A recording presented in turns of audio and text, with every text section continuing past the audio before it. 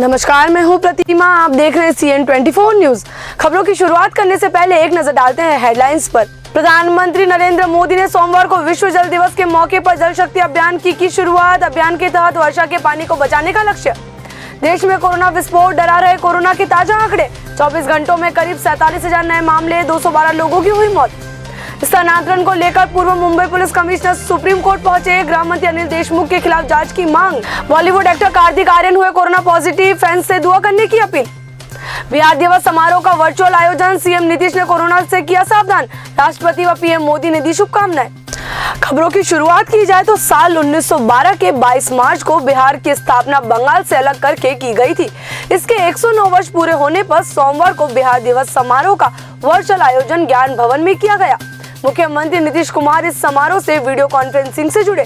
उन्होंने कहा कि नई पीढ़ी को बिहार के गौरव से अवगत कराना जरूरी है। साथ ही उन्होंने बिहार में कोरोना वायरस संक्रमण के बढ़ते मामलों को लेकर लोगों को सावधान किया।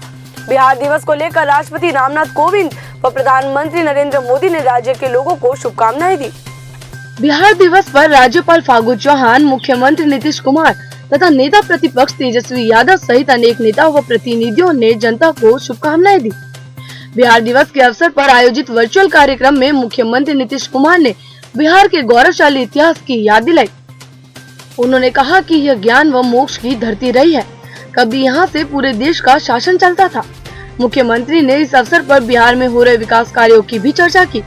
उन्होंने जल जीवन हरियाली कार्यक्रम के तहत किए जा रहे कार्यक्रमों की भी जानकारी दी। इस साल के बिहार दिवस काम की थीम जल जीवन हरियाली बनाने के लिए शिक्षा विभाग की सराहना की। मुख्यमंत्री ने बिहार में पेयजल, वाटर हार्वेस्टिंग, ऊर्जा, स्वास्थ्य व शिक्षा आदि के क्षेत्रों में बिहार में हो रहे कार्यों की भी जानकारी दी। साथ ही बताया कि यहाँ लोक सेवाओं को दुरुस्त किया जा रहा है। लोक शिकायत निवारण कानून बनाया गया है। मुख्यमंत्री ने बिहार की बढ़ती आबादी को लेकर चिंता भी व्यक्त की। उन्होंने कहा कि प्रजनन दर को कम करना जरूरी है। इसके लिए लड़कियों की शिक्षा जरूरी है। इसके लिए काम किए गए हैं। अब मैट्रिक की परीक्षा में लड़कों व लड़कियों की संख्या बराबर हो गई है। उन्होंने कहा कि बिहार में कोरोना वायरस संक्रमण के मामले बढ़े हैं, इसीलिए सावधानी जरूरी है। सरकार ने इस पर बहुत नियंत्रण किया है, लेकिन लोग भी सजग व सचेत रहे। बिहार दिवस के अवसर पर राष्ट्रपति रामनाथ कोविंद व प्रधानमंत्री नरेंद्र मोदी ने बधाई व शुभकामनाएं दी। राष्ट्रपति ने अपने संदेश में बिहार दिवस पर सभी को, खासकर बिहार के लोगों को बधाई दी है। अपने ट्वीट में उन्होंने लिखा कि बिहार में अतीत की धरोहर के साथ वर्तमान का पथ प्रदर्शन भी है। यह भूमि प्राचीनतम गणतंत्र से महात्मा गांधी के चंपारण सत्याग्रह तक की साक्षी रही है। उन्होंने ये भी लिखा है कि इस भूमि पर उन्हें राज्यपाल की भूमिका निभाने का सौभाग्य मिला है। प्रधानमंत्री नरेंद्र मोदी ने भी राज्य की जनता को शुभकामनाएं दी है। अपने ट्वीट में उन्होंने अपने गौरवशाली अतीत और समृद्ध संस्कृति के लिए विशेष पहचान रखने वाले इस प्रदेश विकास के नित नए आयाम गढ़ने के लिए शुभकामनाएं की है। पूर्व मुंबई पुलिस कमिश्नर परमवीर सिंह ने अपने स्थानांतरण के मामले को लेकर सुप्रीम कोर्ट का दरवाजा खटखटाया है। होमगार्ड डिपार्टमेंट में ट्रांसफर पर आपत्ति जताते हुए उन्होंने सोमवार को कोर्ट में एक याचिका दाखिल की। उन्होंने कोर्ट से मांग की है कि वो महाराष्ट्र सरकार के उन आदेश को रद्द करे जिसके तहत मुंबई पुलिस के आयुक्त पद से उनका ट्रांसफर कर दिया गया है। उन्होंने कोर्ट से इसके लिए आदेश जारी करने की मांग की। परमवीर सिंह ने आरोप लगाया है कि राज्य सरकार का यह आदेश अवैध और मनमाना है। अपनी याचिका में परमवीर सिंह ने कहा है कि इससे पहले कि सबूत मिटा दिए जाए, गृह मंत्री अनिल देशमुख पर उगाही एवं भ्रष्टाचार के आरोपों की सीबीआई जांच तुरंत शुरू करवाई जाए। बता दें कि सुप्रीम कोर्ट में याचिका पर सुनवाई के दौरान वरिष्ठ वकील मुकुल रोहतगी परमवीर सिंह का पक्ष रखेंगे। याचिका में कहा गया है कि अनिल देशमुख ने फरवरी महीने में अपने आवास पर कई मीटिंग की। मुंबई क्राइम इंटेलिजेंस यूनिट के इंस्पेक्टर सचिन वजय भी इसमें शामिल हुए थे। उस दौरान गृह मंत्री अनिल देशमुख ने वजय को विभिन्न संस्थानों एवं अन्य संसाधनों से हर महीने 100 करोड़ रुपए की उगाही करने को कहा था। याचिका में उन्होंने कहा 24-25 अगस्त 2020 को राज्य खुफिया विभाग के इंटेलिजेंस कमिश्नर रश्मि शुक्ला ने पुलिस महानिदेशक को और फिर डीजीपी ने गृह मंत्रालय में अतिरिक्त मुख्य सचिव को अनिल देशमुख की तरफ से ट्रांसफर पोस्टिंग में भ्रष्टाचार किए जाने की जानकारी दी थी। ये जानकारियां टेलीफोन पर हुई बातचीत को रिकॉर्ड करके जुटाई गई थी। इस पर अनिल देशमुख के खिलाफ कार्रवाई करने के बजाय उल्टे रश्मि शुक्ला को ही ठिकाने लगा दिया गया। बॉलीवुड सेलिब्रिटीज का कोरोना वायरस की चपेट में आने का सिलसिला जारी है। अब कार्तिक आर्यन ने अपने कोविड-19 पॉजिटिव होने की सूचना देते हुए सोशल मीडिया में फैंस से दुआ करने की फरियाद की है। कार्तिक ने एक प्लस साइन की फोटो शेयर करके लिखा, पॉजिटिव हो गया, दुआ करो। इन दिनों कार्तिक आर्यन अपनी फिल्म भूल भुलैया 2 की शूटिंग कर रहे थे, जिसके निर्देशक अनीस बज्मी हैं और कियारा आडवाणी फीमेल लीड है। कार्तिक आर्यन के संक्रमित होने से पहले बॉलीवुड सेलिब्रिटीज में रणबीर कपूर और मनोज वाजपेयी भी कोविड-19 से संक्रमित हो चुके हैं। बता दें, पिछले साल जब देश में कोरोना वायरस का प्रकोप बढ़ना शुरू हुआ था और देश लॉकडाउन की ओर बढ़ रहा था, तब कार्तिक ने एक rap song corona stop corona भी बनाकर सोशल मीडिया पे पोस्ट किया था, जिसकी प्रधानमंत्री नरेंद्र मोदी ने भी तारीफ की थी। उत्तराखंड के मुख्यमंत्री तीरथ सिंह रावत कोरोना संक्रमित हो गए हैं। उन्होंने ट्वीट कर खुद इस बात की जानकारी दी है। रावत सोमवार को 4 दिवसीय दौरे पर दिल्ली आने वाले थे और प्रधानमंत्री नरेंद्र मोदी, गृह मंत्री अमित शाह समेत कई कैबिनेट मंत्रियों से मुलाकात करने वाले थे। हालांकि उनका दौरा अब रद्द हो गया है। इससे पहले शुक्रवार को तीरथ सिंह रावत ने भाजपा अध्यक्ष जेपी नड्डा से मुलाकात की थी। उत्तराखंड के मुख्यमंत्री तीरथ सिंह रावत कोरोना संक्रमित हो गए हैं। उन्होंने ट्वीट कर खुद इस बात की जानकारी दी है। अपने ट्वीट में रावत ने लिखा, मेरी कोरोना टेस्ट रिपोर्ट पॉजिटिव आई है। मैं ठीक हूँ और मुझे कोई परेशानी नहीं है। डॉक्टर्स की निगरानी में मैंने स्वयं को आइसोलेट कर लिया है। आप में से जो भी लोग गत कुछ दिनों में मेरे निकट संपर्क में आए हैं, कृपया सावधानी बरतें और अपनी जांच करवाएं। रावत सोमवार को 4 दिवसीय दौरे पर दिल्ली आने वाले थे और प्रधानमंत्री नरेंद्र मोदी, गृह मंत्री अमित शाह समेत कई कैबिनेट मंत्रियों से मुलाकात करने वाले थे। उत्तराखंड के नवनियुक्त मुख्यमंत्री तीरथ सिंह रावत पद संभालने के बाद से ही लगातार सुर्खियों में छाए हुए हैं। फटी जींस पहनने वाली महिलाओं पर दी गई टिप्पणी से विवाद पैदा हो गया था। इसके अलावा लोगों को कोरोना महामारी के दौरान अतिरिक्त राशन प्राप्त करने के लिए अधिक बच्चे पैदा करने की बात को भी लेकर अब वह विवाद में आ गए हैं। ऑस्ट्रेलिया में बाढ़ का कहर बरकरार है। आज सोमवार को ऑस्ट्रेलियाई अधिकारी सिडनी के पश्चिम में बाढ़ प्रभावित उपनगरों से हजारों लोगों को निकालने की योजना बना रहे हैं। रिपोर्ट के मुताबिक अगले कुछ दिनों के लिए अभी यहाँ पर बारिश का अलर्ट जारी किया गया है। 60 सालों के भीतर सिडनी में भयंकर बाढ़ से हालात पैदा हो गए हैं। स्थिति इतनी बुरी हो गई है कि सड़कें तालाब में तब्दील हो गई है। रिपोर्ट के मुताबिक अगले कुछ दिनों के लिए अभी यहाँ पर बारिश का अलर्ट जारी किया गया है। 60 सालों के भीतर सिडनी में भयंकर बाढ़ से हालात पैदा हो गए हैं। बता दें कि ऑस्ट्रेलिया के सबसे अधिक आबादी वाले न्यू साउथ वेल्स में पिछले 3 दिनों से बेमौसम बारिश हो रही है, जिसके चलते बाढ़ के हालात बन गए हैं। स्थिति इतनी बुरी हो गई है कि सड़कें तालाब में तब्दील हो गई है। बाढ़ का पानी दर्जनों कस्बों तक पहुंच चुका है, जिसके चलते यहाँ पर लोगों को घर से बाहर निकाला गया है। लगातार हो रही बारिश के चलते हजारों की संख्या में लोगों को अपना घर छोड़कर राहत शिविरों में शरण लेनी पड़ रही है। अधिकारियों ने बताया कि ऐसी आपदा करीब 100 साल में पहली बार आई है। देश के कई स्थानों से लोगों को निकालकर सुरक्षित स्थानों पर पहुंचाने के आदेश दिए गए हैं। साथ ही स्थानीय अधिकारियों द्वारा लोगों से बाढ़ प्रभावित क्षेत्रों में नहीं जाने के लिए कहा गया है।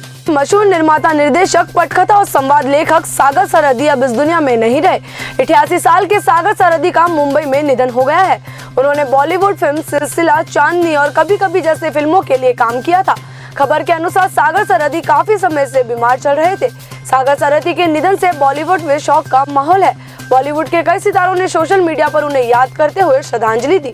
खबरों के मुताबिक सागर सरहदी ने अपनी जिंदगी के आखिरी दिनों में खाना पीना तक छोड़ दिया था। सागर सरहदी को हाल ही में दिल की समस्या के बाद सायन में कार्डियक केयर अस्पताल के आईसीयू में भर्ती कराया गया था। उन्होंने मुंबई के सायन इलाके में स्थित अपने घर में आखिरी सांस ली। सागर सरहदी का अंतिम संस्कार मुंबई में किया जाएगा। इससे पहले फरवरी 2018 में दिल का दौरा पड़ने के बाद सरहदी को अस्पताल में भर्ती कराया गया था।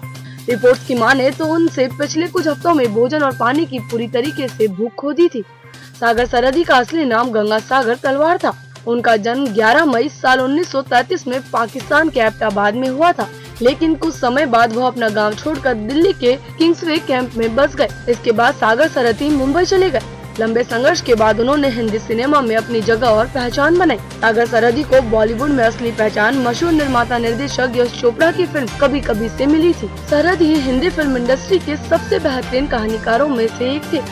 उन्होंने कभी कभी, सिलसिला और दीवाना के अलावा नूरी, चांदनी, रंग, जिंदगी, कर्मयोगी, कहो ना प्यार है, कारोबार, बाजार और 64 जैसे फिल्मों के लिए पटकथाएं लिखी थी, जो बाद में ब्लॉकबस्टर बन गई। स्मिता पाटिल, फारूक शेख और नसरुद्दीन शाह द्वारा अभिनीत उनके निर्देशन में बनी फिल्म बाजा समीक्षकों ने काफी पसंद किया था। सागर सरहदी के निधन से बॉलीवुड में शोक का माहौल है।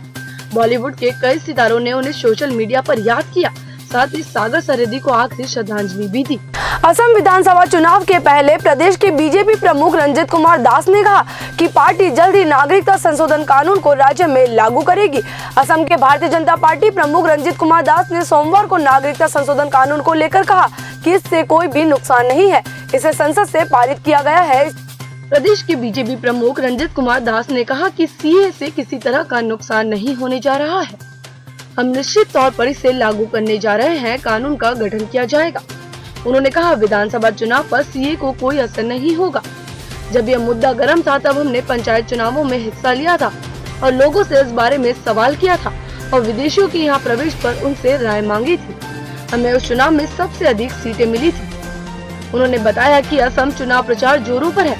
संसद में इसकी मंजूरी के बाद शीर्ष भाजपा नेता सीए के मुद्दे से दूरी बना रहे हैं। इस कानून का असम में काफी विरोध हुआ था। प्रदेश भाजपा अध्यक्ष ने माजुली में कहा, संसद में हमने विधेयक पारित किया है और हम इसके समर्थन में हैं। इसे लेकर सभी नियामकों के काम पूरे हो जाने और राज्य की सत्ता में वापस आने पर हम इसे लागू कर देंगे। उन्होंने आगे कहा, इसे वापस करने का सवाल नहीं। दरअसल उनसे कांग्रेस नेता राहुल गांधी के वादे को लेकर सवाल किया था कि असम में वो इस कानून को लागू करने की अनुमति नहीं देंगे। रंजीत दास ने कहा, मैं शर्त लगा सकता हूं कि राहुल गांधी सीए के बारे में कुछ नहीं जानते। हमारे बूथ स्तर पर काम करने वाले वर्करों को इस बारे में अधिक जानकारी है। देश में कोरोना वायरस संक्रमण का दूसरा दौर अब तेजी से रफ्तार पकड़ता जा रहा है। इसको देखते हुए देश के कई राज्यों में कोरोना संबंधी पाबंदियां फिर से लगाई जा रही है। कई राज्यों में लॉकडाउन लगाया गया है। इसके साथ ही कई राज्यों में नाइट कर्फ्यू भी लगाया जा रहा है। महाराष्ट्र, पंजाब, मध्य प्रदेश, गुजरात के बाद अब देश के एक और राज्य में आज से नाइट कर्फ्यू लगाया गया है। राजस्थान में कोरोना के बढ़ते संक्रमण को देखते हुए आज से यहाँ के 8 शहरों में नाइट कर्फ्यू लगाया गया। राजस्थान में कोरोना के बढ़ते मामलों के बीच मुख्यमंत्री अशोक गहलोत ने 8 शहरों में नाइट कर्फ्यू लगाने का फैसला किया है। इसके साथ ही राजस्थान के सभी निकायों में 22 मार्च से रात 10 बजे के बाद बाजार बंद रखे जाएंगे।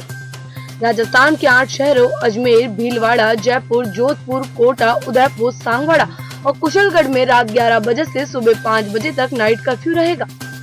राजस्थान सरकार के फैसले के मुताबिक शहरी क्षेत्रों में रात 10 बजे के बाद बाजार नहीं खुलेंगे। इसके साथ ही बाहर से शहर आए यात्रियों के लिए RT-PCR टेस्ट करवाना अनिवार्य रहेगा। देश के 8 राज्यों में कोरोना वायरस के मामले तेजी से बढ़ रहे हैं। इन राज्यों में महाराष्ट्र, पंजाब, मध्य प्रदेश, राजस्थान, गुजरात, केरल, दिल्ली, तमिलनाडु शामिल है। कोरोना के बढ़ते मामलों के बीच नागपुर में 31 मार्च तक लॉकडाउन लगाया गया है। मध्य प्रदेश के इंदौर, भोपाल और जबलपुर में भी हर रविवार एक दिन का लॉकडाउन लगाया गया है। दक्षिण कश्मीर के जिला सोफिया के मनिहाल गांव में सुरक्षा बलों और आतंकियों के बीच सोमवार को मुठभेड़ हुई। इस मुठभेड़ में सुरक्षा बलों ने 4 आतंकियों को मार गिराया। मारे गए 4 आतंकियों की पहचान कर ली गई है और इलाके में 2 और आतंकियों के छिपे होने का अनुमान लगाया गया है। उनकी तलाश जारी है। दक्षिण कश्मीर के जिला सोफिया के इमाम साहिब इलाके के मनिहाल गाँव में सुरक्षा बलों और आतंकियों के बीच आज सोमवार शुरू हुई मुठभेड़ में सुरक्षा बलों ने 4 आतंकियों को मार गिराया। मारे गए 4 आतंकियों की पहचान कर ली गई है। ये लश्कर-ए-मुस्तफा और लश्कर-ए-तैयबा से संबंधित थे। ये सभी पिछले 6 महीने से अपने घरों से लापता थे। मुठभेड़ स्थल से भारी मात्रा में हथियार व गोला बारूद भी बरामद किया गया है। इस दौरान कुछ मकानों को क्षति भी पहुंची है। इलाके में सर्च ऑपरेशन चलाने के बाद सुरक्षा बलों ने कोई और आतंकी मौजूद न होने की पुष्टि होने पर अभियान को समाप्त करने की घोषणा कर दी है। मुठभेड़ में एक जवान घायल भी हुआ है, जिसे इलाज के लिए अस्पताल में भर्ती कराया गया है। सीबीआई ने सोमवार को शारदा घोटाले मामले के सिलसिले में मुंबई के 6 स्थानों पर छापेमारी की।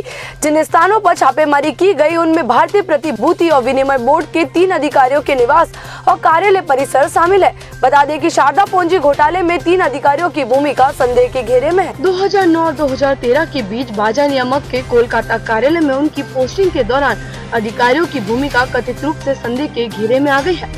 यह मामला एक कथित वित्तीय घोटाले और शारदा समूह द्वारा चलाई गई पोंजी योजना के पतन के कारण हुए राजनीतिक घोटाले से संबंधित है। केंद्र द्वारा आयकर विभाग और प्रवर्तन निदेशालय सहित घोटाले के मामले की एक बहु एजेंसी जांच कराई जा रही है।